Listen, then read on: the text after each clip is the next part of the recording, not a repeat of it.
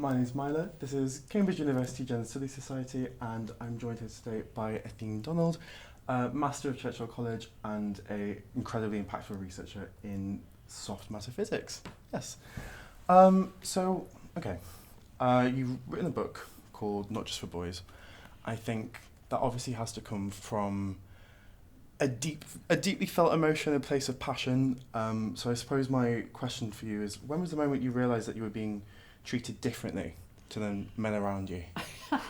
So I went to an all-girls school and no one told me I shouldn't do physics.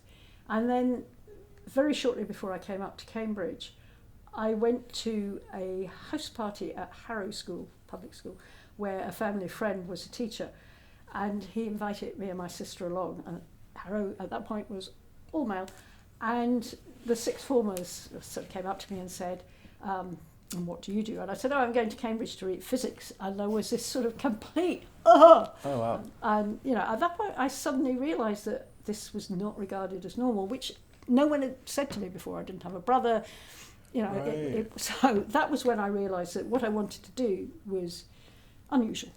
Yeah, so it was kind of gendered for you. It was gendered externally. Yeah. Because you'd gone to an all-girls school, it just never crossed your mind to gender your academic choices. Exactly. Okay. Exactly. Okay. And do you think, because as you stated in your book as well, most women in positions of prominence in the sciences tended to go to all-girls schools. So how would you describe that sort of academic environment, as you understand it being different from a mixed-sex Because I think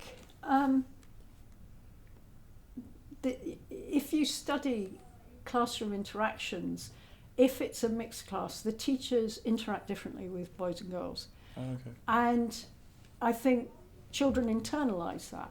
So if the teacher is asking the boys more questions, ignoring the girls, whatever, the girls may withdraw. I was talking over the summer, I was talking to Carol Monaghan, who is an SNP MP, somewhere in Glasgow, I think, who had previously been a physics teacher. And she was talking about how she actively tried to bring the girls into the classroom discussions so that they gained confidence. Yeah. So she was conscious of it, she worked on it. But if you have a teacher who, and sadly in physics, there aren't enough physics teachers, so often physics is being taught by a non-specialist who may feel quite uncomfortable teaching the subject anyhow and be more worried about keeping control than anything else, then they may not think to do these things that would make a difference. And I think that's why if you go to an all-girls school, you don't have this same kind of preoccupation. Preoccupation and sort of teacher attitudes that will colour how children see the subject. Okay.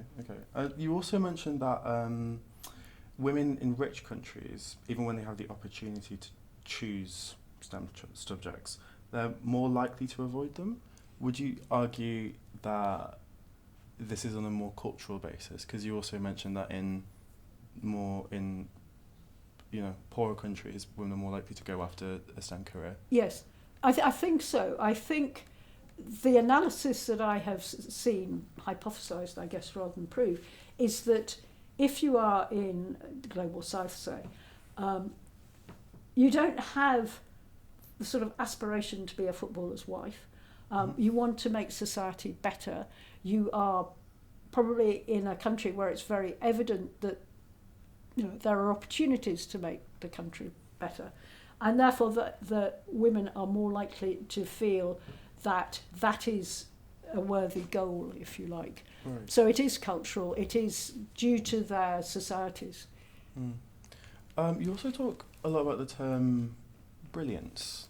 This is a very interesting term, usually one associated with, as you state yourself, like economics, with physics, with associated subjects. Why do you think that the idea of brilliance isn't applied to different epistemologies, to different fields? I think it's partly to do with history. I think it's partly to do with our attitude, certainly in this country, towards maths, that people, we we have this sort of attitude that maths is difficult. Lots of people say, "Oh, I never could do maths at school." I'm awful at maths. I can't do it. Well, there you go. And therefore, the belief that you have to be, it's something inherent that I can't do maths, but that person can. So maths is seen as challenging. Of course, physics, economics, not philosophy, are very dependent on it. Oh, well, some philosophy is. But I think, now, what's the other? Yes, the growth mindset. If you believe that you cannot improve, that it is something that's innate, then you're not going to try. Yeah. And if you believe that if you work at something, you will get better, so if you have a growth mindset, then you are more likely to feel empowered to do these things. I know lots and lots of people who kind of have that understanding of an inherent talent, whether it be towards the arts or towards the sciences, and I feel like people do develop like insecurities in a way. That's right, and teachers will fuel that. So I remember when I was at school, at the end of my first year at secondary school, my French teacher said I had a lousy accent, so I just gave up. I was perfectly good at the language, I could write, but I couldn't speak. And I'm sure she was right, I'm sure I did have a lousy accent, but I just gave up trying. And I think teachers can do that quite unintentionally. In what way, because we're talking about, trying to encourage women to go into the sciences, in what way do you think that society would benefit on the inverse, encouraging men to go into the humanities and to have more respect, I suppose, for that field? I think society is better overall if we have a diverse mix. I don't think you should have a majority of either. Yeah. One of the things that amuse me, again, to use my children as an example, that my son's English teacher, when he was 11, said, "Well, boys can't write." And you think, this is just ludicrous. Bit dense. It was a woman who said this. And I think these attitudes are so prevalent and so unconsciously held that we have a long way to go. Interesting, very interesting. So in the sense, diversity is good. Diversity benefits all of us. What are some of the pathways, I suppose, in order to having more diversity across a wide range of disciplines?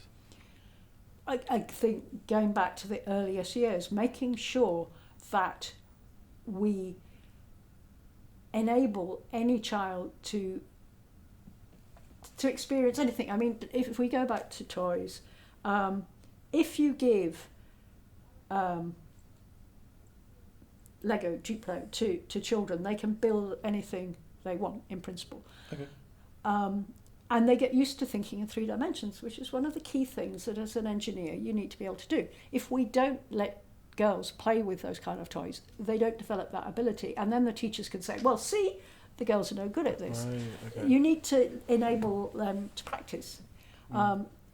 And if you think if you give a boy a doll, then he may develop nurturing tendencies, then maybe he'll want to be a nurse when he grows up, or think about psychology. So these implicit messages, I think, are very powerful.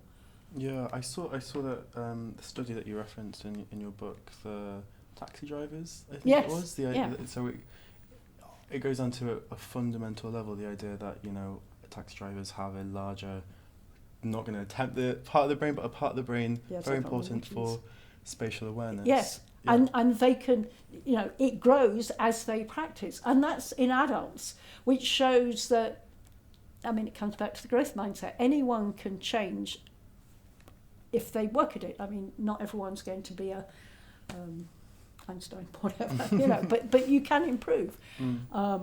And the interesting thing about the taxi drivers was also when they stopped relying on, when they stopped being a taxi driver, I think it was called the amygdala, if I remember, but I may be wrong, it shrank again. Oh, okay. So practice makes perfect. Neuroplasticity. Yes, it's neuroplasticity, yeah. Okay. You're pressed with time. I don't want to take too much of your time, so we can conclude the interview here. But it has been an absolute pleasure to listen to your talk and to meet you, and I hope that you had fun alongside the Cambridge University Gender Studies Society. Excellent, thank you. Nice, Yes, thank it's you. been a good evening.